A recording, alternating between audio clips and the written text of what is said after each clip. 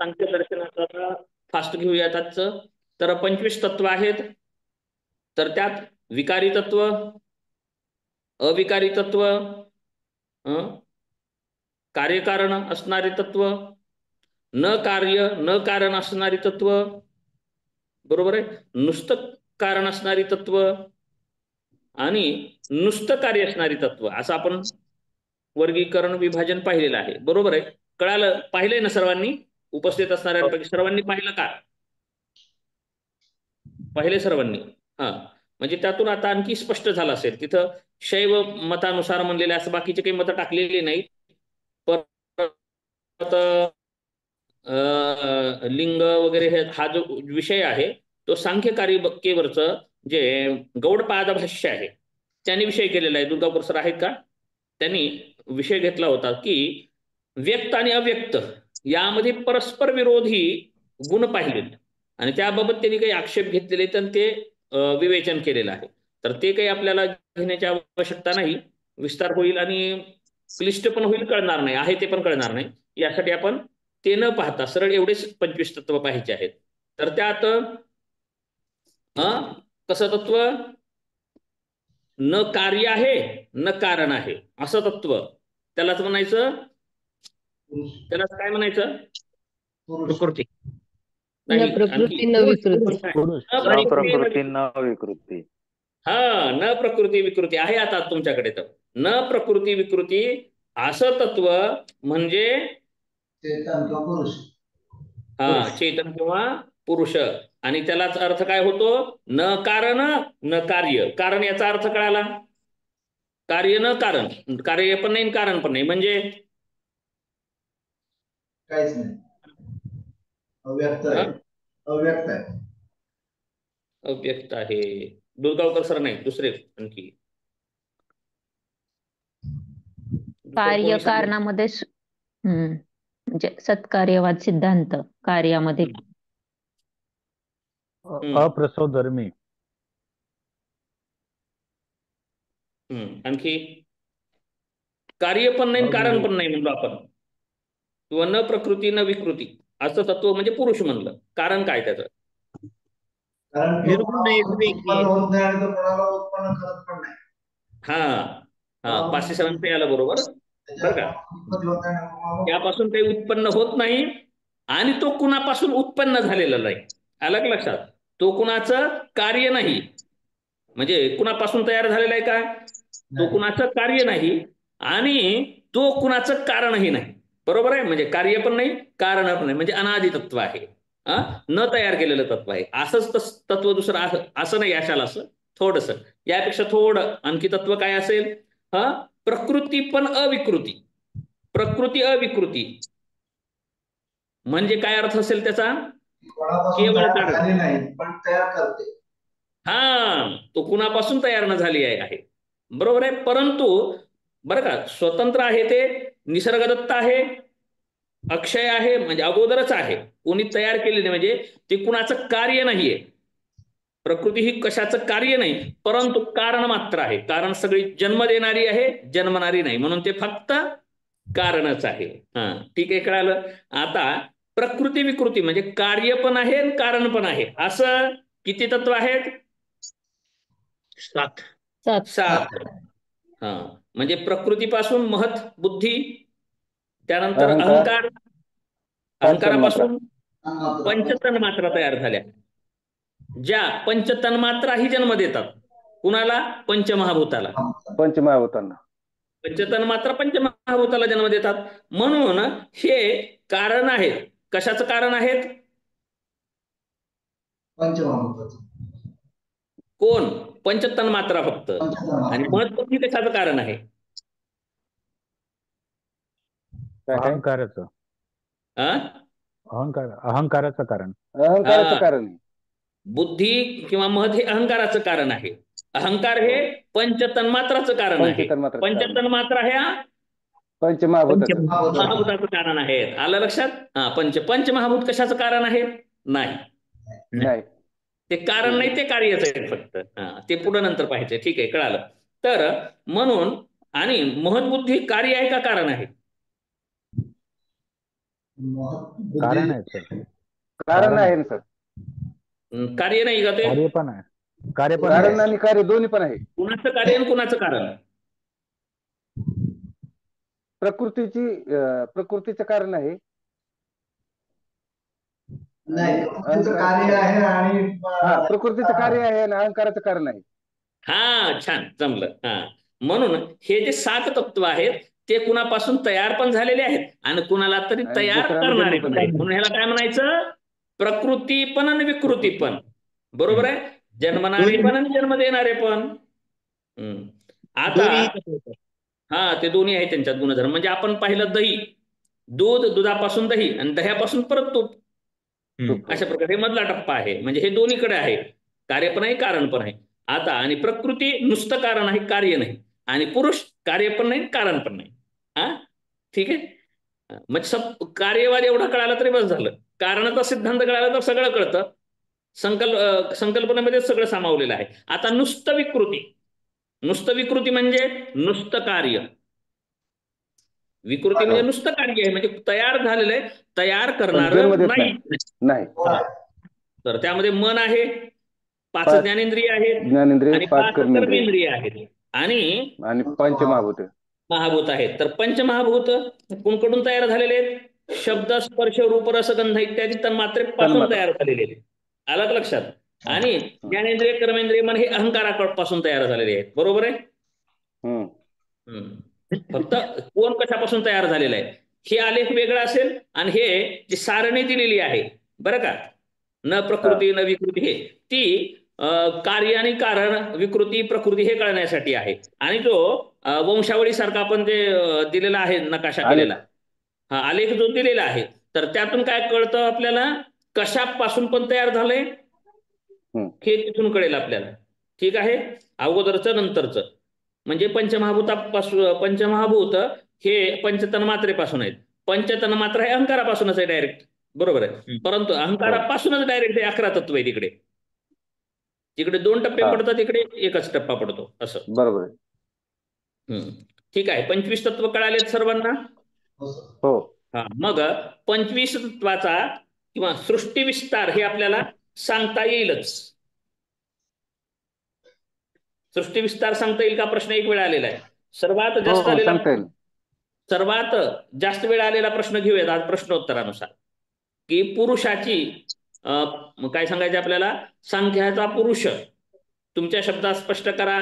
संख्याचा पुरुष हे टिपा आलेली आहे किंवा सांख्य दर्शनातील पुरुष विचार, सांख्य दर्शनातील जीव विचार, सांख्य दर्शनानुसार जीवाचे स्वरूप म्हणजे हे पुरुषच असेल. ठीक आहे. असे 5-6 वेळा आलेत प्रश्न. तर त्यानुसार आता थोडंसं त्याबाबत बोलतो मी. तर पुरुष कसा आहे? संघात परार्थत्वात त्रिगुणादी विपर्यात अधिष्ठानात पुरुषोस्ति भोक्तृभावात कैवल्यार्थम प्रवृत्तेश्च. म्हणजे काय? पंचमहाभूताचा संघात असलेले. संघात कशाचा आहे? देह. पंचमहाभूताचा संघात असलेले जड शरीर. शरीर जड आहे बरं. शरीर जड आहे, प्रकृतीपासून तयार झालेले. हे पंचमहाभूताचा संघात. संघात शब्द सुद्धा आपल्याला कळायला पाहिजे. संघात म्हणजे संघटित, एकत्रित झालेलं. कशाचा संघात? पंचमहाभूताचा. आणखी संघात कुठं होता? कणांचा. कुठं? जैन दर्शनात पुद्गलकरांचा संघात. आणि बौद्ध दर्शनातही संघात आहे. कशाचा? पंचस्कंद. संस्कार. हा, पंचस्कंद. हा, पंचस्कंद जे आहेत ते आत्मा आहे तिथे ना. आत्मा एक स्वतंत्र द्रव्य नाही. बरोबर आहे. तोही संघातच आहे तिथे. हा, तर काय म्हणलं? पंचमहाभूताचा संघात असलेले जड शरीर अन्य कोणासाठी असल्यामुळे त्रिगुणांचा विपर्यय म्हणजेच विरोधी अवस्था अर्थात निस्त्रैगुण्य शक्य असल्यामुळे अधिष्ठानाची आवश्यकता असल्यामुळे. कोण बोलत आहे हो? का बोलू?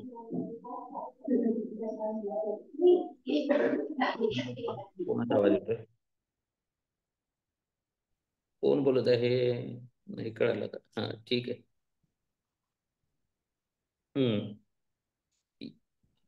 तर हे अधिष्ठानाची आवश्यकता असल्यामुळे भोग घेणारा आवश्यक आहे. आता ही सृष्टी प्रक्रिया आहे, त्या सृष्टी प्रक्रियेचा भोगता या अर्थाने पुरुषाची सिद्धी होते. म्हणजे प्रकृतीचा संघात प्रकृतीचा संघात म्हणजे एकत्रित जड शरीर जे तयार केलेलं आहे ते कशासाठी आहे, तर पुरुषाच्या कैवल्यासाठी म्हटलेलं आहे, परंतु ते भोगासाठी सुद्धा आहे. पुरुषाच्या भोगासाठी प्रकृतीचा संघात तयार झालेला आहे. याचा विस्तार आपल्याला करता येईल, तो आवश्यक नाहीये. हा सांख्य कारिकेमध्ये आपल्याला पुढे पाहता येईल दर्शनासाठी, इथे आपण ते पाहणार नाहोत. आता पुरुष कसा आहे, तर प्रकृतीचे पंचभूतांचा संघात आणि त्यामध्ये असणारं म्हणजे प्रकृतीशी संलग्न असणारं जीव चैतन्य नावाचं जे पुरुष तत्व आहे ते होऊन जीव आपण येतो, पुरुष म्हणतो त्याला आपण, बरोबर आहे. तो या पंचमहाभूतात्मक जडदेहाचा भोग घेतो. कसं घेतो मग? ह्या पंचभूत, एक स्थूलभूत आहेत पंचभूत, आणि हे पंचमहाभूतांपासून शरीर पण झालेलं आहे. तसेच चेतन तत्व जे प्रकृतीपासून तयार झालेले मग कसं आहेत, मन, ज्ञानेंद्रिय, कर्मेंद्रिय यांच्या मार्फत प्रकृतीचा भोग घेतो. कसा भोग घेतो? डोळ्याद्वारे पाहतो, कानाद्वारे ऐकतो, इत्यादी इत्यादी भोग घेणारा म्हणजे इथं पुरुष काय आहे? भोक्ता आहे. भोक्ता म्हणजे भोग घेणारा. आणि भोग्या कोण असेल? प्रकृती असेल, बरोबर आहे. हे जीवाचं पाहत आहोत आपण. प्रश्नाचं उत्तर बरं का, काय सुरू केलंय आपण हे लक्षात असू द्या. पुरुष जीवाचे स्वरूप हे पाहत आहोत आपण. सांख्य दर्शनानुसार जीव, सांख्य दर्शनानुसार आत्मा, सांख्य दर्शनानुसार पुरुष. इथं जीव म्हणले का चेतन तत्वाला, इथं पुरुष म्हणलेला आहे, बरोबर आहे. ह्याच्यामध्ये आपल्याला जैनामध्ये जीव मानलेला आहे, बौद्धांमध्ये आत्मा मानलेला आहे. तिकडं आत्मा मानलेला आहे, आत्माच म्हणतात, परंतु तो जडापासून झालेला आहे, चार भागाचा. तसं इथे आत्मा शब्द नसेल, परंतु तात्पर्य हे आत्माच असेल, बरं का. पुरुष म्हणजे आत्मा, तात्पर्य हे आत्माच असेल किंवा जीवच असेल, बरं का. जीव म्हणलं तरी पुरुष म्हणलं तरी हेच आपल्याला सांगायचंय, त्याचं मी उत्तर सांगत आहे किंवा लिहिण्यासाठी तुम्हाला मुद्दे देत आहे. हे काय, तर ही संघात झालेली प्रकृती आणि त्या प्रकृतीचा भोग घेणारा भोक्ता असा पुरुष आहे. ठीक आहे. तो पुरुष कसा आहे? कोणीही तयार न केलेला आहे. तो पुरुष कसा आहे? सारणी पण दिलेली आपण. कसा आहे? न जन्मलेला आहे. मग जन्म देणार आहे का? न जन्म देणार आहे म्हणजे न प्रकृती, हे लिहायचं. त्याच्याबद्दल माहिती लिहायचं. पुरुषाबद्दल माहिती लिहित आहोत. परत न विकृती, त्याबद्दल 4 वळी लिहायच्या. प्रकृती का नाही ते लिहायचं, विकृती का नाही ते लिहायचं. मग काय आहे ते, तर अंतिम तत्व विद्यमान तत्व आहे, बरोबर आहे. अंतिम तत्व आहे. जे सांख्य दर्शनानुसार 2 अंतिम तत्व मानतात, त्यापैकी एक तत्व आहे. हे कसं सांगायचं. आता दुसरं पुरुषाचं लक्षण काय आहे? क्षेत्र काय आहे? प्रकृती. आणि क्षेत्रज्ञ म्हणजे तो कोण आहे? पुरुष आहे. क्षेत्रज्ञ योग आपण पाहिले, सांगितलं सांख्याशिवाय कोणतेच दर्शन पूर्ण होत नाहीत. सांख्य दर्शनाशिवाय कोणतंच दर्शनशास्त्र पूर्ण नाहीये, काही ना काही घ्यावंच लागतं. म्हणून सांख्य जर कळालं तर सगळंच कळतं. ठीक आहे. कैवल्यासाठी प्रवृत्ती किंवा भोग आणि अपवर्गासाठी प्रकृतीचा भोग घेणारा पुरुष तत्व आहे, भोक्ता आहे. आता हा क्षेत्रज्ञ असणारा जो पुरुष आहे तो कसा आहे, किती आहेत, तर पुरुष नानात्व. आणखी पुरुषाचं स्वरूप कसं आहे? नानात्व म्हणजे प्रत्येकातलं पुरुष तत्व वेगळं आहे, म्हणजे प्रत्येकाचं जीव तत्व वेगळं आहे. म्हणजे समजा त्यांचा जीव वेगळाच आहे, माझा जीव वेगळाच आहे. सुख झालं तर त्यांचं सुख त्यांच्या जीवाला सुख पडतं, माझ्या जीवाला माझं सुख पडतं. भोगी असेल जीव तर त्यांचा भोग घेतं चित्त. मुक्ती जरी मिळवलं तरी कोणतं चित्त मुक्त, जीव जे पुरुष तत्व आहे त्यांचं मुक्ती मिळवेल. परंतु मी मुक्ती नाही मिळवली तर मी इथं बद्धच असणार आहे, बरोबर आहे. म्हणजे अनेक आहेत पुरुष, हे अनेक आहेत, प्रत्येकामध्ये भिन्न पुरुष आहे. आलं लक्षात. म्हणजे जीव चैतन्य प्रत्येकाचं वेगळं आहे हे सांगायचं. म्हणजे पुरुष नानात्व या मुद्द्याला अंडरलाईन, शब्दाला अंडरलाईन करायचं ना. त्याबाबत 2-4 वळी तुम्हाला काय शक्य आहे त्या भरायच्या आहेत. पुरुष नानात्व म्हणजे सांख्य दर्शनाला पुरुष एकच आहे असं मान्य नाही. जसं वेदांतामध्ये ब्रह्म एकच आहे, एकच ब्रह्म आहे, सर्व व्यापक आहे, सगळ्याकडे व्यापलेलं ब्रह्म एकच आहे. घटाकाश मठाकाश, बरोबर आहे. घड्यामधलं आकाश, घड्याच्या बाहेरचं आकाश. जल में कुंभ, कुंभ में जल है, बरोबर आहे. आता नदी आहे आणि नदीमध्ये पाणी भरलेलं काय ठेवायचं, नदीमध्ये आपण घागर ठेवली, घागर भरून ठेवली, मग घागरीमध्ये काय आहे, पाणी, आणि घागरीच्या बाहेर काय आहे, पाणी. मग असं ब्रह्म आहे तिथे. आत्मा कसा आहे, आतला बाहेरला एकच आहे, बरोबर आहे. मग उपाधी म्हणजे ते मधला जे घट आहे, आकार, तो भेद दाखवतोय, परंतु वास्तवात भेद नाही.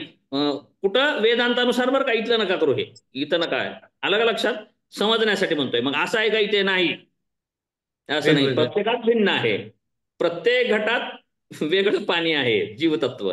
ठीक आहे, म्हणजे याला म्हणायचं पुरुष नानात्व. नाना म्हणजे अनेकत्व. आपल्या भाषेतल्या कोणी पुरुष अनेकत्व, पुरुष कसं आहेत, अनेक आहेत. ठीक आहे, मग त्याबाबत काही विशेष नाही सांगत. प्रत्येक जन्म मरण आणि शरीर संघात हे वेगवेगळे होत असल्याने प्रत्येकाचा जन्म का बरं हे सिद्ध करायचा. पुरुष नानात्व, प्रत्येकाचा जन्म वेगवेगळा होतो आहे, प्रत्येकाचा मृत्यू वेगळ्या वेळेला होतो, वेगळ्या पद्धतीने होतो. प्रत्येक शरीराचा संघात भिन्न आहे. कोणी काळा आहे, कोणी उंच आहे, कोणी गोरा आहे, कोणी ठेंगू आहे, कोणी नकटा आहे, कोणी कसं आहे, कोणी लय नीटस आहे, कोणी देखना, कोणी हेकना आहे, कोणी बहिरा आहे, कोणी आंधळा आहे, बरोबर आहे. ते शरीर पण वेगळं आहे, प्रत्येकाचं वेगळं आहे, आणि त्याच्यातला म्हणून भोगता सुद्धा भिन्न आहे, वेगळा आहे. वेगवेगळे असल्यामुळे, आणि आता शरीरच वेगळं आहे, मनाची प्रवृत्ती एक आहे का, नाही. मानसिक स्थिती सुद्धा प्रत्येकाची भिन्न आहे, म्हणजे मनाची प्रवृत्ती हे सुद्धा वेगवेगळे आहे. आणि त्रिगुणाचे विपर्ययी रूप परिणाम भेद अनेक असल्यामुळे पुरुष बहुत्व सिद्ध होते. म्हणजे 3 गुण आहेत, कुणामध्ये सत्वाचा आधिक्य आहे, कुणात तमाचा आधिक्य आहे, कुणात रजाचा आधिक्य आहे, कुणात सत्व आधिक्य रजतम समान आहेत. आणखी किती प्रकार करता येईल करू द्या, जाऊ द्या, टाइमपास नको करायला. असं तुमचं तुम्ही समजून घ्या, एवढी समज आहे, एवढं काही सांगण्याची गरज नाही, बरोबर आहे. कसंही मिक्स करून काही झालेलं आहे, म्हणजे प्रवृत्ती एवढ्या भिन्न आहेत. म्हणून यातून काय सिद्ध होतं, सांख्य दर्शनाला अपेक्षित काय आहे, पुरुष एकत्व अपेक्षित नाही, पुरुष अनेकत्व किंवा पुरुष नानात्व. नाना म्हणजे नाना नाही बरं का, नाना म्हणजे अनेक. संस्कृतमध्ये काय होय असं कळत नाही, म्हणून नानात्व म्हणजे काय आहे, ते पुरुष कुणाचे नाना आहेत, म्हणजे आजोबा आहेत असं काही म्हणायचं आहे का, असं लिहितील कुणी. हो, होत आहे असं शक्य, बरं का. नाना म्हणजे काय, अर्थच कळायला नसल्यावर काय, पुरुष नाना नाही बरं का. नाना म्हणजे आजोबा अशा अर्थानं नाही म्हणायचं, तर नाना म्हणजे अनेक, नाना भिन्न भिन्न. विरोधाचा भाग झाला म्हणजे लक्षात राहील आता. ठीक आहे, याबद्दलही काही विशेष नाही लिहायचं, कारण आपल्याला 16 मार्कापेक्षा जास्त मोठा प्रश्न येणार नाही. तर ह्या मुद्द्यावरती काही लिहायचं आहे आपल्याला. परत पुन्हा याचं विश्लेषण नकोय फारसं करायला. आता पुरुषाची लक्षणे, आता काय पाहिजे आपल्याला, क्षेत्रज्ञ असणारा, क्षेत्र नाही, क्षेत्र प्रकृती आहे, तो क्षेत्रज्ञ आहे. प्रकृती ही भोग्य आहे, पुरुष हा भोक्ता आहे. प्रकृती ही दृश्य आहे, पुरुष हा द्रष्टा आहे. द्रष्टा आहे. द्रष्टा आहे. प्रकृती ही जड आहे, पुरुष हा चेतन आहे. चेतन आहे. ठीक आहे. म्हणजे हे प्रकृती ही त्रिगुणात्मिक आहे, पुरुष हा निर्गुण आहे, निर्गुण आहे, त्रैगुण्य. प्रसवधर्मी. प्रकृती ही प्रसवधर्मी आहे. कुठे गेलतात तुम्ही, बघा, प्रकृती ही प्रसवधर्मी आहे, प्रकृती पुरुष हा अप्रसवधर्मी आहे. धर्म म्हणजे गुण, प्रसव करण्याचा गुण आहे ह्याच्यात नाही. पुरुष आणखी परत विवेकी आहे, आणि मग प्रकृती अविवेकी आहे. ठीक आहे, मग एवढ्या गोष्टी या शब्दानं सर काय म्हणायचं असेल त्यांना, विवेकी या शब्दानं काय म्हणायचं असेल, ज्ञानी, ज्ञ तत्व ज्यामध्ये आहे ते. पुरुष हे स्वतःला जाणणार आहे, ज्ञानी आहे. बुद्धी ही जड आहे ना, काय प्रकृती हो. प्रकृती ही जड असल्या कारणाने ती जाणीव नाही तिच्याकडे अशी. पुरुषाच्या सान्निध्यातून ती विकृत होते. बुद्धीवरला आपण चेतन समजतो कैवल्यपदानुसार आपल्या आता पुढे पाहता येईल, पण बुद्धी चैतन्य नाही. आपण त्याच्या अलीकडच चित्ताला चैतन्य वाटतं. चित्तापासूनच सगळे खेळ आहेत, म्हणून चित्तवृत्ती निरोध, इकडून पुढे सृष्टी विस्तार होतो एवढा. मग चित्तवृत्तीचा निरोध झाला म्हणजे अगोदर सगळं कारणामध्ये गेलं की पुन्हा काही नाही. चित्ताला ज्ञान झाल्यानंतर काय सांगितलं आपण बोललो ना, एकदा स्वरूप कळालं की प्रकृती संबंध तीच सोडते. म्हणजे कैवल्य पुरुषाला कैवल्य पण देते, कारण प्रकृतीचा उद्देशच काय आहे, भोगापवर्गार्थम, पुरुषाला केवल भोग्य पण देणे आणि अपवर्ग पण देणे, भोग पण देणे, मुक्ती पण मिळवून देणे. मग मुक्ती कुणाला देते, ज्यानं शहाणा झाला त्याला मुक्ती देते, ज्यानं येडा आहे त्याला खेळवते. आलं लक्षात? भोगातच हा, भोगामध्येच खेळ होतो. हो, भोगामध्ये खेळवते. म्हणून नाना प्रकारे जन्ममरणामध्ये येतो, वेगवेगळ्या हालचाली करतो. कशासाठी, सुखप्राप्तीसाठी. सुखप्राप्तीसाठी हालचाली करतो. नाही याच्यात फसलो, दुसरं करा, दुसऱ्यातून तिसरं करा.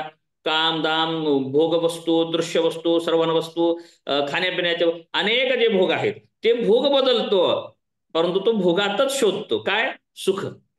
आणि ज्याला ज्ञान झालं ते भोगात नाही तर ते ज्ञानामध्ये शोधतो. म्हणून सांख्य सम्यक ख्यायते. सम्यक ज्ञान झाल्याच्या नंतर, सम्यक दोन्हीचं सम्यक, हे काय आणि हे काय, भेद ज्ञान झाल्यानंतरच कैवल्य प्राप्ती होते, मोक्ष प्राप्ती होते. ठीक आहे. आता काय सांगत होतो आपण, प्रकृतीचं सांग झालं एवढ्यामध्ये, तरी पण आणखी थोडंसं बोलतो. पुरुषाचं काय आहे, लक्षणे. लक्षण काय आहेत कारिकेमध्ये, असा आहे श्लोक, तस्माच्च विपर्यात सात्सिद्धम साक्षित्वम अस्य पुरुषस्य कैवल्यम माध्यस्थ्वम द्रष्टृत्वम अकर्तृभावश्च. म्हणजे आणखी कसं आहे, पुरुष कसा आहे, साक्षित्व, गुण काय आहे पुरुषामधले, पुरुषाची लक्षणे, साक्षित्व, कैवल्य, मध्यस्थ, दृष्टेपणा, अकर्तृत्व, चेतनत्व, विवेकित्व. आता आपण पाहिलेलं अप्रसवधर्मी, निस्त्रैगुण्य किंवा त्रिगुण निरपेक्ष आहे, म्हणजे त्रिगुण काय म्हणायचं, निर्गुण आहे, इत्यादी इत्यादी जे गुण आहेत, ह्या गुणावरती आपण लिहायचे. तर याबद्दल काय काय बोलू, साक्षित्व याबद्दल थोडस बोलतो आता. त्रिगुणातीत म्हणायचे का तुम्हाला सर?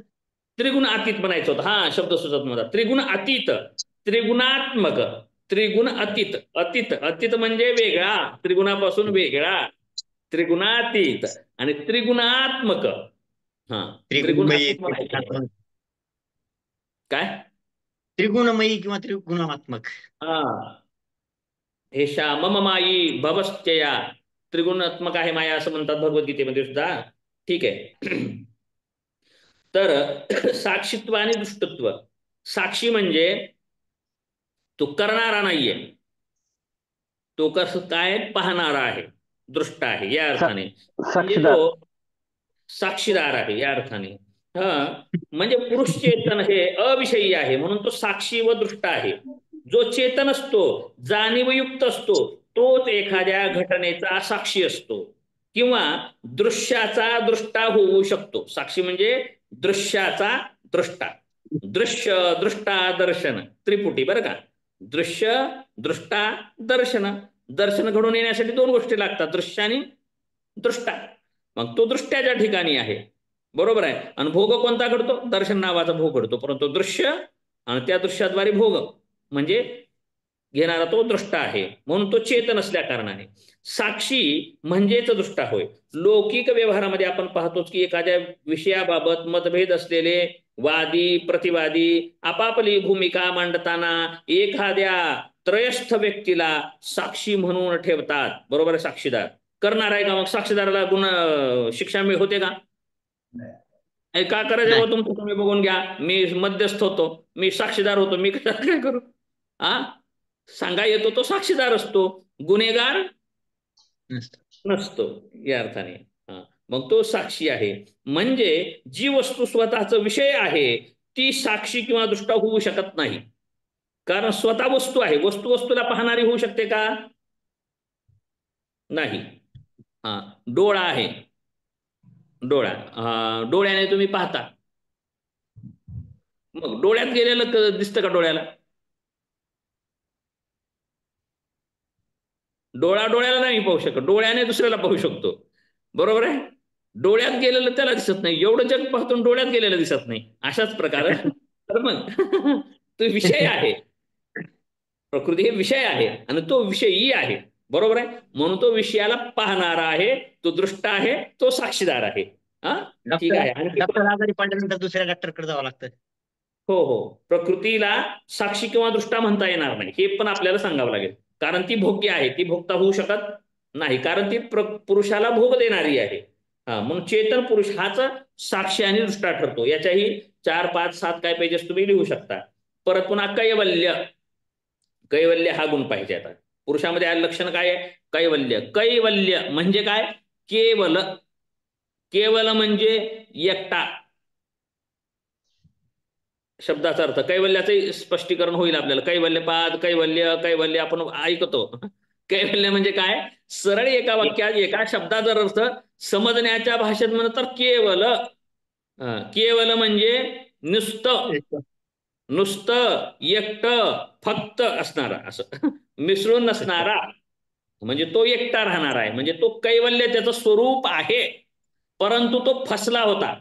काल उदाहरण म्हणून दिलं होतं मी, दीर्घ योग कथा सांगितली. तो केवलच होता, कारण तो आधीच संलग्न नव्हता. तो मुक्त होता परी बळे झाला बद्ध, घेऊन या छंद माझे. तो खूप बरं म्हणतात बरं का. तो मुक्तच होता, परंतु उगाच माझी म्हणून फंदात पडला आणि आता त्याला सुधारायचं ना, आता मुक्त व्हायचं. बरोबर आहे. म्हणजे तो आधीच केवल होता म्हणजे त्याच्यामध्ये कैवल्य हा गुण अगोदरच आहे. बरोबर आहे. आणि मी काल आणखी एका पण सांगितला, होशील आधी होता अशी तैसा.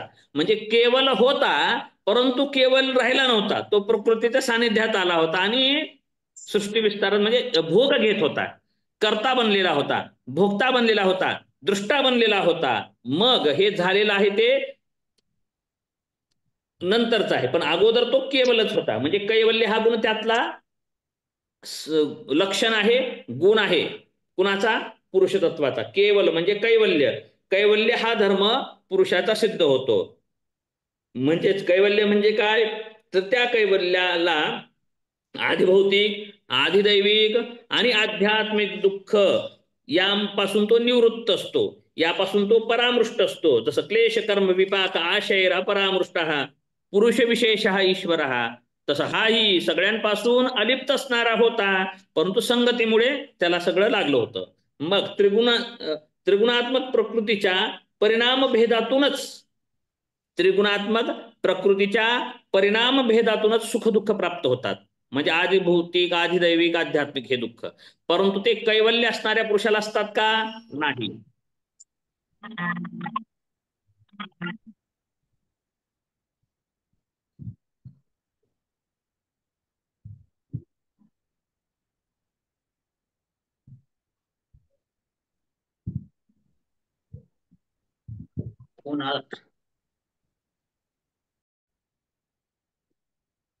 तर आपण कुठपर्यंत आलतो? पुरुषाची लक्षणं पाहत होतो.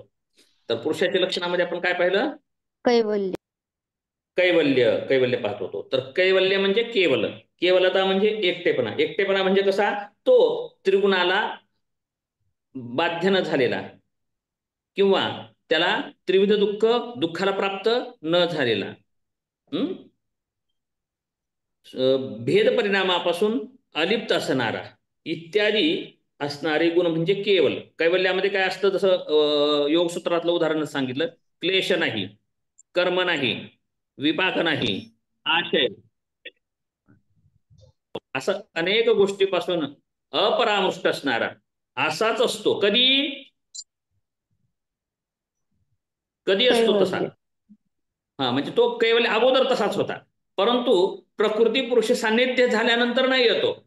तो बद्ध झालेला आहे, बांधला गेलेला आहे कर्मबंधनामध्ये. मग ते अगोदर, पण गुण त्याचा काय आहे? एकट्या पुरुषाचा गुण असा आहे. बरोबर का? म्हणजे कैवल्य पुरुषामध्ये हे एक गुणधर्म झाला. परत पुन्हा काय म्हणतो? मध्यस्थ. आणखी दुसरा गुणधर्म काय अंडरलाईन करू शकतो त्याला? मध्यस्थ. साक्षी म्हणलं होतं तसं मध्यस्थ म्हणजे काय? तो कार्य करतो का? नाही. तो कार्य करतोय का? नाही, कार्य करणारा नाही तो. परंतु कार्य करणारा नाही, परंतु कार्याला प्रवृत्ती त्यामुळेच झालेली आहे ना. कार्यात प्रवृत्ती त्याशिवाय शक्यच नव्हती.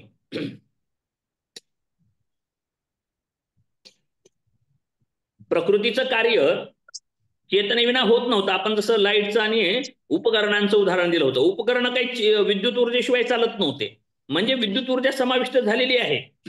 बरोबर आहे. तर मग हा मध्यस्थ आहे, म्हणजे पूरक आहे, सहाय्यक आहे, दुवा आहे. दोन्ही मधला तो दुवा आहे. कसं? प्रकृतीला विस्तार करण्यास सहाय्यक आहे, म्हणजे तो कोण आहे? मध्यस्थ आहे सृष्टी प्रक्रियेमधला. हा, मग काही जण याला उदासीनही म्हणतात, म्हणजे त्याचा विशिष्ट असा गुण नाही, तो विशिष्ट कार्य करत नाही. परत आता अकर्तृत्व, क्लेशकर्म मध्ये आलंच होतं ते अकर्तृत्व. पुरुष हा अकर्ता आहे, म्हणजे विवेकी आणि अप्रसवधर्मी असल्यामुळे, अप्रसवधर्मी म्हणजे न प्रसव करणारा, विवेक म्हणजे ज्ञात असल्यामुळे चेतन पुरुष हा अकर्ता ठरतो.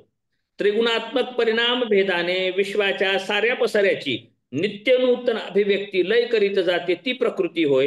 प्रकृती ही करती आहे, सवर्ती आहे, प्रसव पावणारी आहे. करती धरती सगळी तेच आहे. म्हणलीच होती ना आपण. काय उदाहरण काय म्हणलं? फक्त मला प्रगट व्हायचंय बाबा, पण माझ्या चेतना नाही, मला विस्तार करा वाटाले, तुम्ही उभं बसून राहा, मी सगळं करते, असं म्हणूनच झालंय ना ते. सर, प्रकृती विस्तार आहे, तो करणारा नाहीये. पुरुष जर विवेकी आहे, तर मग सर ते प्रकृतीशी सहयोग कशाला घेतो? विवेकी आहेच आहे तो, तर मग तरी तो त्यात विद्यमान आहे ना, विवेक विद्यमान आहे, तर मग तो त्या पाशात कसं काय अडकतो? विवेक आहे तर. प्रलोभनामुळे, उदाहरण दिल्यामुळे प्रलोभनासारखं, म्हणजे वाटलं हवं, कारण त्याला व्यक्त होत विवेकी आहे. कसा झाला? नाही, मग विवेकी कसा झाला सर? मग मूळ गुणधर्म विवेकी आहे. स्वविवेकी म्हणजे स्वविवेक, स्वतत्वाला जाणणारा आहे. अलग लक्षात. म्हणजे मुख्य गुणधर्म काय सांगत होतो आपण? गुण आणि पर्याय म्हणल्यासारखं. मुख्य गुणधर्म त्यामध्ये काय आहे? विवेकित्वच आहे. परंतु विवेकावरती पडदा पडलेला आहे. वस्तूला पडदा आलेला, वस्तू नष्ट झालेली नाही, बदललेली नाही, परंतु वस्तू नाही. प्रकृतीचं आवरण आलेलं आहे पुरुषावरती, असं म्हणलं तरी जर ते आवरण आलं किंवा हे आलं, तर मग आपण ते अविद्याच म्हणू, त्याला विवेकी कसं म्हणू? अविद्या आहे ना, मग इथं अविद्या म्हणली जाते ना त्याला. योगामध्ये अविद्याचं विश्लेषण केलंच आहे ना. ह्याचा गुण म्हणजे विवेकी कसं आहे, विद्यमान कसं? प्रकृती सुद्धा आपण कशी म्हणली होती? प्रकृती सुद्धा दोन प्रकारे केली होती. कशी केली ती आपण? व्यक्त आणि अव्यक्त. व्यक्त अव्यक्त. तर अव्यक्त असते त्यावेळेस प्रकृती सुद्धा जडच असते, काही विस्तार नसतो त्यामध्ये. अगोदरचा आणि नंतरचा आपण एकट्या पुरुषाचं लक्षण सांगतोय, मग कैवल्य पण नाही लक्षण होत, कैवल्य सुद्धा सिद्ध होत नाही. अगोदर सांगतोय मी हे लक्षण, काय सांगतोय? पुरुषाचं, स्वतंत्र पुरुष लक्षण सांगतोय, पुरुषाच्या एकट्या पुरुषाचं लक्षण सांगतोय. आणि सृष्टी प्रक्रिया झाली ती पुढची, मग संलग्नता प्राप्त झाल्याच्या नंतर, म्हणून तो बद्ध झाला आहे, तो बद्ध झाला आहे, तो बांधला गेलेला आहे, परंतु त्यात गुण तोच आहे, त्याचा गुण संपलेला नाही. बरं का? म्हातारा झाला म्हणून वाघ राहत नाही असा अर्थ नाही, तो वाघच आहे. म्हातारा का असणार, पण वाघच आहे ना. तसं तो केवलीच आहे, परंतु त्याला लिप्तता आलेली आहे आणि तो स्वरूप विसरलेला आहे, विसरलेला आहे. पुन्हा तो केवली आहे, परंतु तो बद्ध झालेला आहे. तो विवेकी आहे, परंतु अविवेकी झालेला आहे. अलग लक्षात. प्रकृतीच्या सानिध्याने झालेला आहे, तो वास्तवात नाही, हे म्हणतोय. कळालं का काय म्हणतोय? तो वास्तवात नाही, प्रकृतीच्या सानिध्याने झालेला आहे. किंवा उदाहरण देता येईल तर चित्ताचं सुद्धा उदाहरण दिलेलं आहे बघा योग दर्शनामध्ये. चित्त कसं आहे? अयस्कांत बनण्यासारखं आहे. आपल्याला समाधीपादामध्ये चित्ताचं लक्षण येईल. अयस्कांत म्हणे, अयस्कांत म्हणजे चुंबकाला अयस्कांत म्हणे म्हणतात. तर चुंबकासारखं, जसं चुंबक लोखंडाला चिकटून धरतो, तसं ते प्रकृतीला चिकटून बसलेलं आहे. आणि परत आणखी काय म्हणलं? चित्त कसं आहे? तर स्फटिक म्हणण्यासारखं आहे. स्फटिकाचा रंग कसा असतो? हा, परंतु त्याजवळ जर आपण सूर्यप्रकाशाच्या समोर धरा, सूर्याच्या समोर धरा, सूर्याचा रंगासारखा दिसतो. परत पुन्हा लाल कापड धरा आणि त्याच्या पुढे धरा, लाल दिसायला लागतो. स्फटिक म्हणजे काच कळाला ना, ते पैलू पडलेला हो. असतो काच. हा, तसं म्हणजे काच लाल झाला का? नाही. नाही, काचा जो गुण आहे त्यात प्रकृती, काय म्हणलं होतं मी काल, विवेकी पुरुष जो आहे, पुरुषाचं प्रतिबिंब पडलेलं आहे बुद्धीवरती आणि बुद्धीचं प्रतिबिंब पडलेलं आहे पुरुषावरती. बरोबर आहे. मग पुरुषाला वाटायला लागलं, तो झाला नाही अविवेकी. अविवेकी झाला नाही, त्याला हे स्वरूप कळना गेलं, पुन्हा नंतर कळणे असं झालं. आणि प्रकृती पण, बुद्धी ही चैतन्य वाटायला लागली, बुद्धीला चेतन तत्व आहे वाटायला लागलं आणि पुरुषाला जड तत्व आहे असं वाटायला लागलं. पुरुष आणि प्रकृतीच्या सानिध्यामुळे, संयोगामुळे. आता पुढचं गुण सांगणार आहे मी. आता हे सांगत होतो पुरुषाचे लक्षण. पुरुषाच्या लक्षणामध्ये अगोदर काय सांगितलं होतं, कसं कसं घेतलं आपण सुरुवातीला, सुरुवात कशी केली होती, पुरुषाची सिद्धता, पंचमहाभूताचा संघात आणि त्याचा भोग घेणारा म्हणजे पुरुष असं केलं होतं. त्यानंतर दुसऱ्यांदा काय केलं होतं, अनेकत्व, पुरुष अनेकत्व सिद्ध केलं होतं आपण. त्यानंतर आपण पाहत होतो पुरुषाची लक्षणं, त्यामध्ये मग हे लक्षणं पाहिली.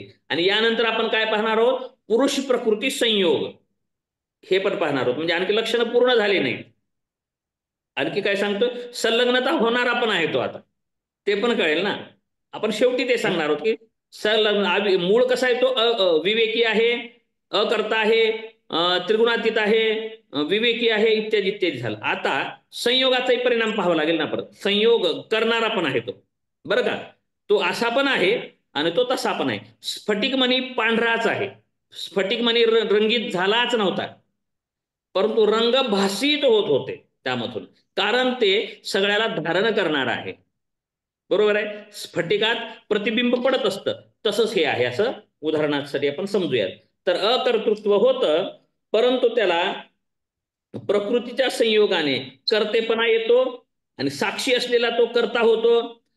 जो दृष्ट आहे तो करणारा होतो आणि जो भोगता नाही तो भोगता व्हायला लागतो. भोगता पण नाही मानलंय ना आपण, भोग्य आणि भोगता म्हणल्यामुळे तो कर्ता भोगता मानलेलाच आहे आपण. परंतु ते कधी मानलेलं आहे, केवळ तेच नाही मानलं आपण. तुम्ही केवळ ते बाबत बोलत आहेत. कैवल्य मिळवायचं आहे नंतर, बद्ध झालेला. केवळ नसलेला म्हणजे केवळ एका पुरुषाचं लक्षण पाहत आहोत, जे प्रकृतीच्या सान्निध्यात किंवा संबंधात न आलेलं. ठीक आहे. तर आता घेऊयात असतो गुण आणखी. हा, संध्याताई जे म्हणतात ना, यो पुरुष समजा विवेकी आहे तर तो प्रकृतीच्या फंदातच कापडा, तर तसं न होता किंवा प्रकृतीचं आवारण त्याच्यावर आल्यामुळे ते संयोग झाला असं म्हणता येईल. तसंच आता ह्याला स्फटिकाचंच उदाहरण दिलेलं आहे, बरं का. स्फटिक लाल का झाला, वृत्तीच तेच ना सर, तिसरं सूत्र आपलं, तदाद्रष्टू स्वरूपे तेच तशाच टाईपचं म्हणताय ना तुम्ही. म्हणजे तद्भासित व्हायला लागतं, तसं स्वरूपे अवस्थानम वृत्ती सारूप्य मित्रत्र. इथं काय सांगायचं, होत नाही, तो भासित होतो. समजा त्या स्फटिकाचा रंग बदलला म्हणजे तो मूळ त्याचा जे गुण आहे तो बदलला नाही, कारण त्या रंगाचं प्रतिबिंब त्याच्यात पडलं म्हणून तो तसा दिसायला लागला. तर तसंच प्रकृतीचे गुण आहे ते पुरुषावर पडले म्हणून ती प्रकृती बदलली नाही, ती विवेकीच आहे, फक्त प्रकृतीच्या प्रभावाने ती अविवेकी वाटायला लागली असं म्हणता येईल. तसं नाही, ठीक आहे. तसं नाही. संध्याताईचा मूळ प्रश्न असा आहे की पुरुष हा जर केवली गुणधर्म आहे, केवल आहे, तर मग त्याच्यात बुद्धी कशी आली, आणि बुद्धी आहे तर मग तो एकटा केवल कसा होईल. अच्छा अच्छा अच्छा, हे वेगळं आलं. आता हे वेगळ्या दर्शनाने प्रश्न तो केवली आहे, सगळं आहे, म्हणजे ऑलरेडी तो केवलीच आहे सर, मोक्ष प्राप्त झालेलाच आहे सगळा. मग असा जर आहे तर सगळाच आहे ना तो. मग प्रकृतीच्या सानिध्यात येऊन सुद्धा तो डिस्टर्बच नाही व्हायला पाहिजे. मग डिस्टर्ब नाहीच आहे ना, मग छंद फंदाने होतोय, फक्त रंग आलाय, आपल्याला भासतोय तसा.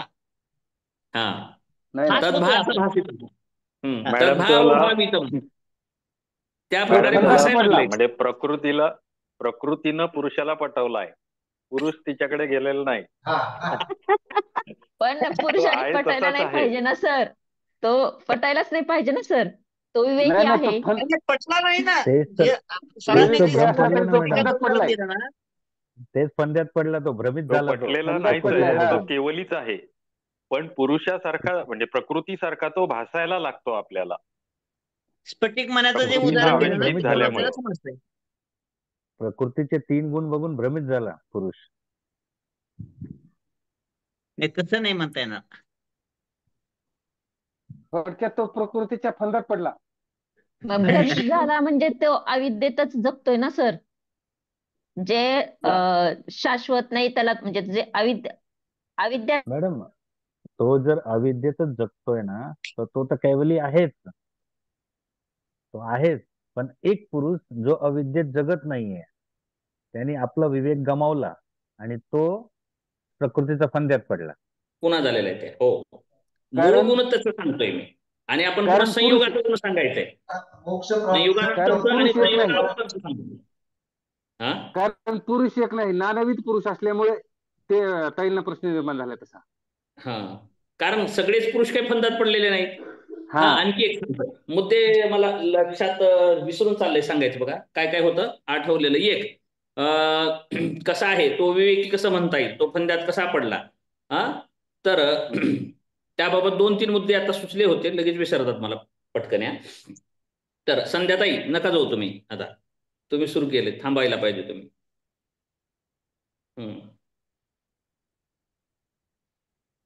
तर तो फंद्यात पडला म्हणतो आपण, तर मग त्याला विवेकी कसं म्हणता येईल, असंही त्यांचं म्हणणं. मला कळालंय त्यांचं म्हणणं काय. विवेकी म्हणण्याबद्दल चालू आहे तो केवली आहे, बरोबर आहे. तर मग फंद्यात कसा पडू शकतो, तर मग त्याला फंद्यात पडतो त्याला विवेकी कसं म्हणायचं मग. म्हणजे तो ज्ञानी कसं म्हणायचं, मग अज्ञानीच आहे ना. हा गुण सिद्ध होत नाही असं म्हणायचंय त्यांना. त्यांना त्याबाबत संयोगाबाबत म्हणायचं नाही, मला कळालेलं आहे ते. बरोबर आहे.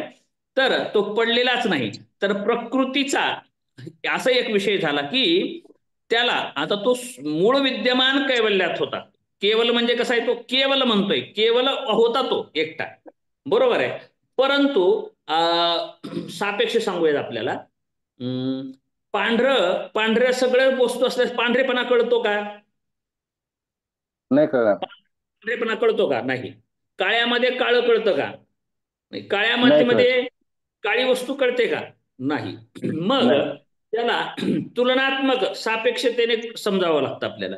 तर मग त्याला त्याचे गुणही कळत नव्हते. तोही कसा होता, अक्रियाशील राहिला होता, बरोबर आहे. त्यानंतर प्रकृती सुद्धा कशी होती, अक्रियच होती. आणि मग की हे पाहण्यासाठी किंवा म्हणजे नुसतं भोगासाठी त्यानं सानिध्य नाही साथ दिलं. दुधगावकर सर, भोग अपवर्गार्थम, प्रकृती ही नुसती भोग्या नाही, भोगच देणारी नाही, कैवल्य पण देणारी आहे.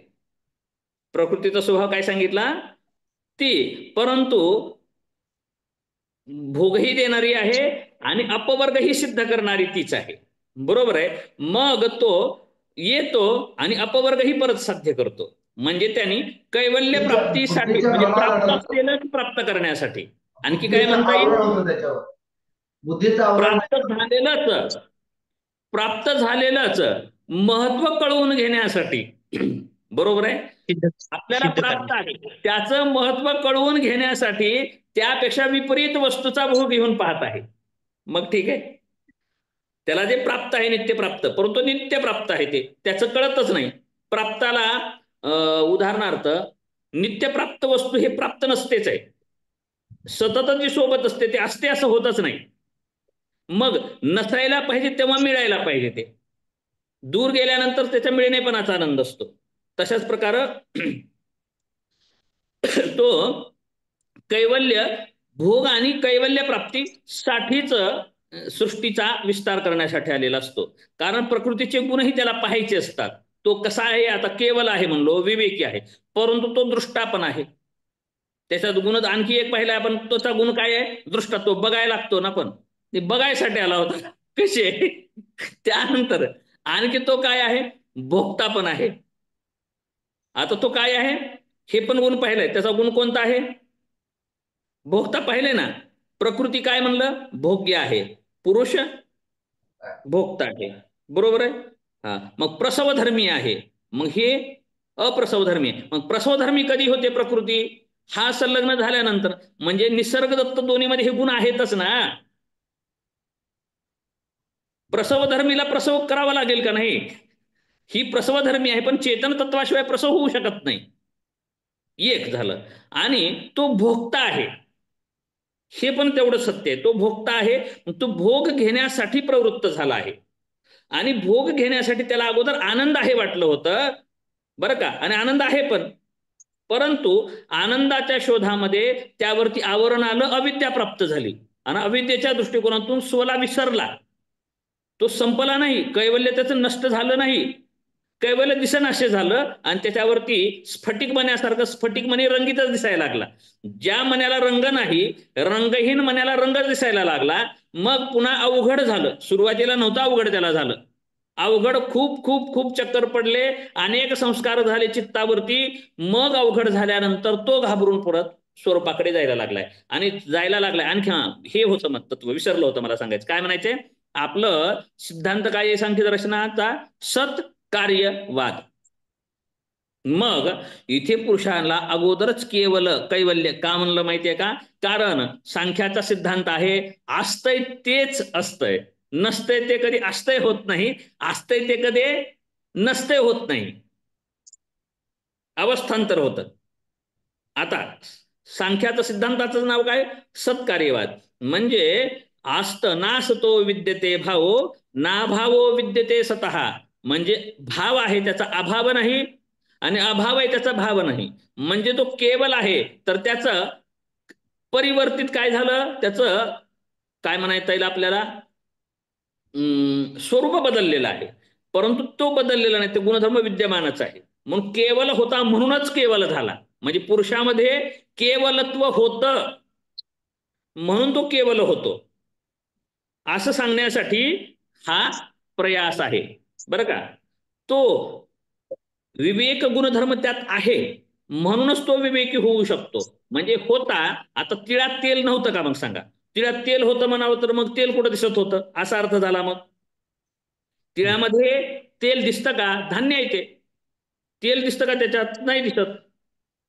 तेल, तिळामध्ये तेल होतं म्हणूनच निघालं, बरोबर आहे ना? असंच आहे. परंतु तेल दिसत नव्हतं. अशाच प्रकारे मग तेल होतं आणि तेल परत तिळात सामील झालं म्हणल्यासारखं झालं हे.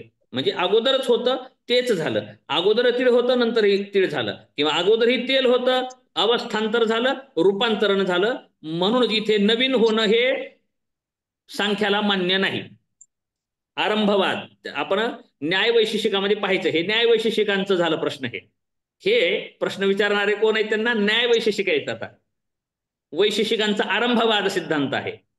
आरंभवाद म्हणजे कुठून तर सुरुवात होत असते, नवीन तयार होत असतं, त्यांना मान्य नाही. असतंय तेच तयार होतं हे मान्य नाही, म्हणून त्यांना म्हणतात असत्कार्यवाद. असत्कार्य म्हणजे कार्य कारणात नसतं, कार्य हे कारणात नसतं. ते पण पटणार नाही आपल्याला. आज कसं होईल, नसलेलं कुठे येत असते का? मग ते तिथल्या तिथे त्यांचा तर्क करतील, बरं का. तात्विक भेद आहे त्यांच्यामध्ये. म्हणजे कार्य हे कारणात नसतं, नसतं ते येतच नाही सांख्यानुसार. नसतंय ते होतासं होत नाही, आणि होतंय हे कधी नव्हतं होत नाही. मग काय होतं, दृष्टीस वेगळं भाषित होतं, परंतु ते असतंय तेच असतंय, नसतंय ते नसतंयच. याचंच नाव सत्कार्य आहे. असतंय हे असतंयच, आणि नसतंय हे नसतंयच. जड आहे ते जडच आहे, चेतन आहे ते चेतनच आहे. मग जड चेतनाच्या संबंधातून प्रकृती चेतन भासायला लागते, आणि पुरुष हा जड भासायला लागतो, बरोबर आहे. मग विस्तार केल्याशिवाय कसं भागणार आहे? तर मग हे सांख्य दर्शन म्हणजे कुण्या पुरुषाचं महत्व सांगत नाहीत, तर हे सृष्टी विस्तार सांगत आहेत. हे आपण वैयक्तिक असं नका घेऊ याच्यावरती. हे काय सांगत, जीव कसा आला हे सांगायचंय. परंतु मग याला जर म्हणा येईल मग तो तसाच आहे, तर मग कुठेतरी एक सुरुवात करावीच लागते. मग बौद्ध दर्शनानं तर ह्यापासून काय केलं, पाय लावूनच पळून गेलं. बौद्ध दर्शनाने ह्या भानगडीतच पडलं नाही, काहीच नाही म्हणलं. मग किती अवघड आहे. मग त्यांना पण विचारता येईल प्रश्न. मग हे आपल्यालाही प्रश्नच आहेत काही. त्यांना म्हणावं लागलं मग नसलेलंच जन्म मरण घेतं, आता कसं करायचं? मग नसलेलं जन्म मरण घेतं आणि दुःखमुक्ती पण करतंय, नाहीच ते, आता कसं करायचं? मग आहे म्हणायचं. आता वेदांताला घ्या, मग आहे एकच, व्यवहारात त्याच्यात नाहीच गुणधर्म, परंतु आलं मग स्वप्न मानायचं, मग ते ठीक आहे का? मग हे आता परम उंचीवरती जी गेलेली बुद्धी असते, प्रश्न पडल्याशिवाय उत्तर मिळत नाही. मग त्यावेळेस साधक साधनेमध्ये प्रवृत्त होतो. असे विचार ज्यांना येतात त्यांनाच, ज्यांना विचार यायला लागतात आता असं कसं, ह्यांचं कसं, त्यांचं कसं, त्यांचं कसं, प्रत्येकाचा आता डोक्यात कोलाहल होणार आहे सगळ्यांच्या. मग हे आपण सुरुवात करण्यासाठी सांगतोय. म्हणजे जीव जन्माला कसा आला, आपण स्वबद्दल पाहत आहोत. मग हे फंद्यात पडला कसा, तर हे अगोदर असा होता हे सांगत आहोत. मग तो विवेकी म्हणताच येणार नाही. मग ते गुण सांगितलंय, ते पुरुषाचा गुण सांगितलाय. फक्त आक्षेप तुमचा आहे की तो विवेकी म्हणावंच नाही, मग त्याला विवेकी म्हणायचंच नाही. मग आक्षेप त्याबाबत नाही, तुमचा आक्षेप आहे की विवेकी म्हणायचं नाही, मग अविवेकीच म्हणायचं त्याला. ठीक आहे, अविवेकीच म्हणायचं मग त्याला, कारण तो संबंधात येतो म्हणल्यावर त्याचाही दोष आहेच ना. म्हणजे तुम्ही स्त्री आहेत म्हणून तुम्हाला वाटायला लागले, कारण आपण स्त्री पुरुष या अर्थानेच घेतलेला आहे म्हणून तुम्हाला पण वाटायला लागले. मग कशाला, मग तो शहाणा होता म्हणजे प्रकृतीनंच त्याला हे केलं, असं कसं जमतंय, या अर्थाने तुम्ही म्हणत आहेत. सुप्त बरं का मनामध्ये कुठेतरी. स्त्री पुरुष असं नाही सर, पुरुष तत्व ह्याच्यात, पुरुष आत्मा ह्याच्यामुळेच म्हणते मी सर. विवेकी असणाऱ्याला अविद्या कळतेच, अविद्येचा नाश करतोच विवेकी माणूस, असं म्हणते मी सर. त्या अर्थाने मी म्हणते. अविद्येशी संलग्न झाला नव्हता, तो प्रकृतीशी साधर्म्य अविद्येसाठी आलाच नव्हता, नंतर गुरफटलेला आहे तो संयोगानंतर. दृष्टयो संयोगो हेय हेतु, पातंजली योगदर्शनातील सूत्र. अंधपंगू न्याय पण सरांनी सांगितला, तो सांख्यानं सांगितलेला. अंधपंगू म्हणजे हे कारणाचा सिद्धांत सांगत आहे. सांख्य काय सांगत आहे, परंतु जर कुणाला तरी एक सुरुवात मानावीच लागते बरं का. हे सगळे हात पाय कान नाक डोळे इंद्रिय पंचभूत म्हणले, मग ते कशापासून, हे ह्याच्यापासून, हे ह्याच्यापासून, हे ह्याच्यापासून. जर एक तत्वज्ञानामध्ये एक दोष म्हणला जातो अनवस्था दोष, तर हे एक शब्द आणखी नवीन सांगतो, अनवस्था दोष. अनवस्था दोष म्हणजे उदाहरण काय सांगायचं, हे कशापासून तयार झालं, त्यापासून. ते कशापासून तयार झालं, त्याच्यापासून. ते कशापासून तयार झालं, ह्याच्यापासून. मग कुठं तर काही एक असावं लागेल की न तयार झालेलं. इथे का सांख्यही थांबतं, कुठेतरी एक असावं लागेल की न तयार झालेलं. मग ते पण तयार झालं म्हणजे आणखी एक झालं ना. मग कुठून सुरुवात करणार, सुरुवात कुठून करायची, याला म्हणायचं अनवस्था दोष. मग अनवस्था कोंबडी पहिले का अंडे पहिले, असं. म्हणून कोंबडी आधी का अंडा आधी, असे प्रश्न आहेत. मग या प्रश्नाला बगल देऊन ह्याने असं केलेलं आहे. सांख्य दर्शनाने सिद्धांत कसा केला, मग असं होऊच नाही, मग कोण आधी, असं होऊच नाही. मग यासाठी ह्याने हा केलेला प्रयत्न आहे. आणि पण विवेकी मानलेला आहे त्याला, कारण विवेक हा त्याच्यातला गुणधर्म आहे. तो सुप्त होईल किंवा प्रगट होईल. एक आपण सत्कार्यवादात काय आहे संध्याताई, प्रगट होणे आणि व्यक्त होणे आणि अव्यक्त होणे. तर त्यात विवेक गुणधर्म आहे, कैवल्य गुण आहे, परंतु तो काय झाला, अप्रगट झाला म्हणता येईल. आणि प्रगट ते अविद्येच्या किंवा प्रकृतीच्या सान्निध्यात आला आणि प्रकृतीसारखा भासित व्हायला लागला बरं का, परंतु तो वास्तवात नाही. स्फटिक मण्याचं उदाहरणच योग्य आहे. स्फटिक मणी म्हणलो ना, तो रंगीत झाला नाही, म्हणजे रंगीत दिसायला लागला म्हणजे झाला म्हणता येत नाही. मला हेच म्हणायचं होतं. दिसायला लागला म्हणजे झाला नाही म्हणता येणार. तो अविवेकी दिसायला लागलाय, झाला नाही अविवेकी. असं करून येतात, भौतिक बदल आहे तो. बरोबर आहे, कारण झाला नाही तर मग सर मग कशाला, मग प्रकृती तिला कैवल्याकडे कशाला घेऊन जाते, कैवल्याकडे कशाला घेऊन जाते, तो झाला नाही तर सर पुढचा प्रवास. दृश्य हे पण सांगितलेलं आहे. प्रकृतीमध्ये दोन्ही गुण आहेत. आता मग यासाठी मी एके दिवशी चर्चा झाली होती दुधगावकर सरांसोबत बघा, की स्त्री शक्तीचे अनादी आहे, मुख्य आहे. तर मग एक स्त्री नावाची शक्ती उत्पन्न होते, महालक्ष्मी. दुर्गा सप्तशती कोणी वाचले का, दुर्गा सप्तशती? दुर्गा सप्तशतीमध्ये एकाच स्त्रीपासून 3 गोष्टी म्हणजे काय, सृष्टी, विस्तार आणि संहार, जन्म पालन आणि संहार, ह्या 3ही शक्ती स्त्रीकडे आहेत बरं का. आणि ह्या सांख्याने पुरुष प्रकृती या तत्वापासूनच कर्मकांड हे तयार झालेलं आहे. शिवशक्ती उपासना ही आलेली आहे. शक्ती उपासना जी आलेली आहे ती इथूनच प्रगट झालेली आहे, इथूनच सुरुवात झालेली आहे. कारण पुरुषाला शिव आणि शक्ती आपण म्हणतो. शिव जर शक्तीने विना शव होतो, कारण प्रकट होऊ शकत नाही. शिव म्हणजे पुरुष आहे आणि शक्ती पार्वती म्हणजे प्रकृती आहे. मग शिव व्यक्त होण्यासाठी, शिव हा असंच एकटाच असू शकतो मग, पण त्याला प्रगट होण्यासाठी प्रकृतीचाच गरज पडते. आणि या प्रकृतीमार्फत नुसतं दुःखच प्राप्त होत नाही. प्रकृतीमार्फत नुसतं दुःखच प्राप्त होतोय याचा अर्थ नाहीये.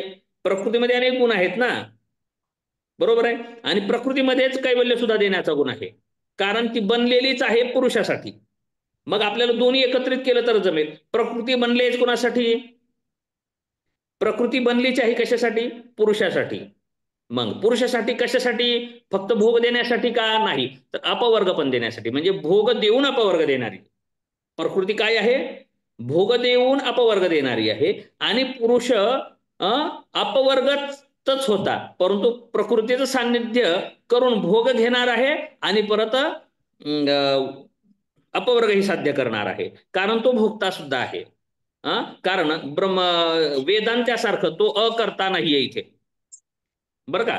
तो भोगता पण आहे, दृष्टा पण नाहीये ह्याच्याकडे. मग दृष्टा पण आहे म्हणजे गुण आहे त्यात, बरं का. त्याचे गुण सांगत आहोत आपण, लक्षणं. तो दृष्टा आहे, भोगता आहे. आणि विवेक म्हणजे ज्ञानशक्ती सांगायची आपल्याला. विवेक शब्दाचा अर्थ करूयात आपण. त्याच्याकडे ज्ञानशक्ती आहे. त्याच्याकडे विवेक शब्दाचा अर्थ ज्ञानशक्ती आहे, म्हणूनच तो परत कैवल्य प्राप्त करू शकतो ना. कारण सत्कार्यवादात काय आहे तेच असणार आहे, नसलेलं येऊ शकणार नाही. जर पुरुषामध्ये विवेक तत्व नसतंच तर मग त्याला ज्ञान होणं शक्यच नसतं. सत्कार्याचा सिद्धांत खंडित होईल ना. मग इथे सत्कार्याचा सिद्धांत पण असा खंडित होईल की तो विवेकी नसताना विवेकी कसा होऊ शकतो? मग तिळ्यामध्ये तेल नसताना तेल येऊ कसं शकतं? मग लॉजिक कळतंय का? थोडंसं लई शांत झालेत भाऊ सगळे, बरोबर आहे का? बरोबर. विवेकी होता म्हणूनच त्याला ज्ञान झालं, म्हणजे त्याला ज्ञान अगोदर होतं म्हणूनच तो ज्ञान मिळवू शकला. ठीक आहे, एवढंच बस झालं. विवेकी होता तो. आता संयोग ही पुरुषाचे लक्षणं विवेकत्व, मध्यस्थ, साक्षी, दृष्टा इत्यादी इत्यादी आपण पाहिले होते. आता प्रकृती आणि पुरुषाचा संयोग पाहूयात आपण. संयोगा झाल्यानंतरचा आता त्याला मग विवेकी म्हणू नये. मग ठीक आहे, त्याला विवेक म्हणू नका आता. तर आता काय करतो मग? तस्मात् तत्संयोगात चेतनम चेतनम चेतनावदिव लिंगम गुणकर्तृत्वे च तथा कर्तेव भवत्युत उदासीनाः. म्हणजे चेतन पुरुषाच्या संयोगामुळे अचेतन लिंग शरीर संघात चेतन असल्यासारखे भासते. आता भासण्यावर आलो विषय. तसेच त्रिगुणाच्या कर्तृत्वामुळे उदासीन अकर्ता पुरुष कर्ता असल्यासारखा भासतो. तो विवेकी असलेला अविवेकी असल्यासारखा भासतो, बरं का. त्रिगुणातीत असणारा त्रिगुणासारखा, त्रिगुणातीत असणारा त्रिगुणमयी भासतो. ठीक आहे, भासतो शब्द वापरा. मग आता तुम्हाला विवेकी विवेकीच आहे, अविवेकी भासतो. आणि कशामुळे भासतो? बुद्धीच्या छायेमुळे. काय म्हणतो तो शब्द? प्रतिबिंब. प्रतिबिंब, प्रतिबिंब म्हणलं होतं. ठीक आहे, कारण दोन तत्व हे अंतिम आहेत. प्रकृती आणि पुरुष तत्व हे अंतिम आहेत, न जन्मलेले आहेत, कोणी न तयार केलेले आहेत. बरोबर आहे, न तयार केलेले आहेत, न जन्मलेले आहेत म्हणल्यानंतर मग त्यांच्यामध्ये दोघांनी एकत्र येऊनच करावं लागेल ना कार्यक्रम. मग त्यासाठी ते विस्तार करायचंच आहे ना. मग सृष्टी विस्तार करायचा आहे म्हणूनच त्याने केलेले आहेत, कारण त्यासाठीच तयार झालेले तत्व आहेत. म्हणजे अनादी काळापासून आहेत ते, म्हणजे तिथून सुरू झालेलं आहे. चला जाऊ द्या बा, नका वेळ नको, परीक्षा आहे आपली, परीक्षा आहे आज. मी इथं लई वेळ गेला बघा ह्याच्यात. ठीक आहे, बघूयात आपण प्रत्यक्ष आपण सांख्यकारिकाच पूर्ण पाहूयात एकदा. इथे आणखी थोडस स्टॉप करून मी सांगतो वाटलं तर.